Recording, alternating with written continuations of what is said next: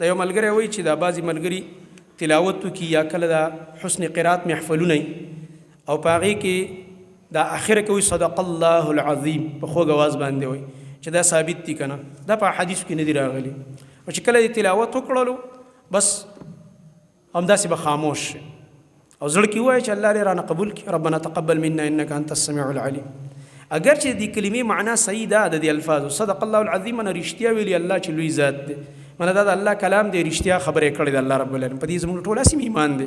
خو دا ټکې ورسره ویل په آخره کې دا په حدیثو کې نه دي راغلي او موږ او تاسو به تابعداري د رسول الله صلی الله علیه وسلم د حدیث کوو یو څیز به په ظاهره کې نیک کاري خو ما او تا ورته نیک نشو ویلی د دې معنا بیا دا شو نعوذ بالله دا بدعات ټول داسې دي دا صرف یو مثال در کوم ټول بدعات بیا داسې دي چې دا نیک کارو خو د الله د نبي نه نعوذ بالله پاتې شوی ما او تا ته نن پته ولګي نیک کار دی بعضې خلک وایي ولې نو دا ولې صحیح ټکی نه دی هلکه صحیح ټکی به خو الله رسول نه دی ویلی نو موږ ته نه دي ویلي چې تلاوت کې بیا دا ووایه صحابو نه دی کړی په دې باندې عمل شپه ورځ به قرآنونه ویلي او دی نه دي ویلي نو د ځان نه ما او تا نیکي نشو جوړولی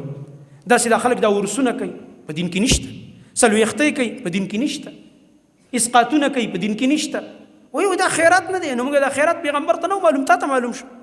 هغه نعوذ بالله کم دین راوړی مکمل نه تینن پوره کې دغه رنګه په پنجاب کې خلک څه وایي اذان نه مخکې الصلاة والسلام علیک یا رسول الله نو ولې دا کلمه نبي علیه السلام ته نه وه معلومه چې بلال ته ویلي وه چې هلکه اول دا ووایي بیا اذان وکړه په ټوله ذخیره د حدیثو راواخله کتاب الاذان پکې کلاو کا د وړوکي کتاب د حدیث نه واخله تر غټ صحیح بخاري پورې لاړ شه کتاب الاذان ټول محدثینو راوړی او د اذان ټول احکام کلمات اقامت پورې ټول شته پکې ته به پکې دا ثابته نه کې په یو حدیث کې ماته چې نبی علیه السلام بلال ته ویل چې بلاله ګوره اذان نه مخکې وایه چې الصلاة والسلام علیک یا رسول الله نو موږ ته وایي وګوره دا درود منکر دي نو موږ د درود منکر نه یم تا بدعت وکړو په دین کې د ځان نه زیادت وکړو ظاهره کې به یو کار نیک ښکاري خو چونکې الله او رسول نه ثابت نه دی نو نه به یې کوې